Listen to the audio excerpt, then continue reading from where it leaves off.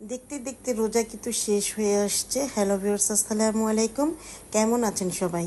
আশা করি আল্লাহর রহমতে সবাই ভালো আছেন। রমজান মাসে কিন্তু আমরা ভাজা পোড়াটা একটু বেশি পছন্দ করে থাকি। আর এটা এমন একটা সুন্দরভাবে রেসিপিটি তৈরি করেছি শুধু আপনাদের জন্য।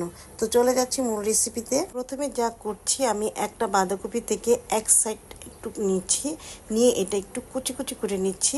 এটা কিন্তু যতটা সম্ভব হয় কুচি করে নিতে হবে। আর কুচি করার আগেই কিন্তু বাঁধাকপিটা ধুয়ে নিতে হবে। আমি কিন্তু আগে থেকে ধুয়ে নিয়েছি। এখন বাটির মধ্যে তুলে নিচ্ছি। কেটে রাখা বাঁধাকপির মধ্যে দিয়ে দিচ্ছি 1 চা চামচের মতো লবণ। লবণটা দেওয়ার পরে খুব ভালোভাবে চটকাতে হবে। এমনভাবে চটকাতে হবে যেন পানিটা বাঁধাকপি থেকে যতটুকু থাকে টেনে বের করতে হবে। এটা হলো কথা। পানি যাতে না থাকে সেটার দিকে লক্ষ্য রাখতে হবে। তারপরে দেখুন পানিটা এভাবে নিংড়িয়ে নিচ্ছি, চাপ দিয়ে দিয়ে চেপে চেপে আমি আর কি পানিটা বের করে নিচ্ছি। তারপরে আরেকটা পাত্রের মধ্যে নিয়ে নিচ্ছি। এই বাঁধাকপির পাকোড়াটা এত টেস্ট হবে আমি কিন্তু বুঝতেই পারিনি, এটা বানানোর পরে বুঝতে পেরেছি কতটা টেস্টি হয়েছে। এরপরে যা করছি, কাঁচামরিচের কুচি দিয়ে দিচ্ছি দুটো, আদা রসুনের পেস্ট 1/2 চা চামচের মতো দিয়ে দিচ্ছি। এরপরে দিয়ে দিচ্ছি লবণ স্বাদ অনুযায়ী, এটা 1/2 চা চামচের মতো দিলেই হবে। আর ঝালটা কিন্তু যার যার মানে পছন্দ অনুযায়ী কিন্তু দিতে পারেন। এরপরে দিয়ে দিচ্ছি একটা ডিম। আর এই ডিমটা দিয়ে দেওয়ার পরে এখানে আমি অ্যাড করব বেসন। বেসন এখানে নিয়ে নিচ্ছি আমি আলাদা করে 3 টেবিল চামচ পরিমাণের মতো।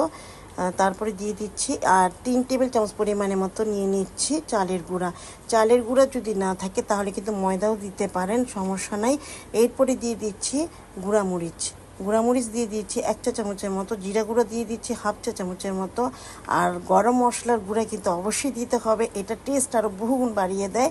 1/2 চা চামচের মতো দিয়ে দিচ্ছি। এরপরে দিয়ে দিচ্ছি 1/2 চা চামচের মতো ধনিয়া গুঁড়া। আর পেঁয়াজটা কিন্তু অবশ্যই একটু বেশি পরিমাণে দিতে হবে যাতে প্রতিটি বাইটে পেঁয়াজ মানে কামড়টা লাগে, ভালোই লাগে। তারপরে দিয়ে দিচ্ছি ধনেপাতা কুচি, ইচ্ছে মতো দিতে পারেন ধনেপাতা কুচি। তারপরে খুব ভালোভাবে মেখে নিতে হবে।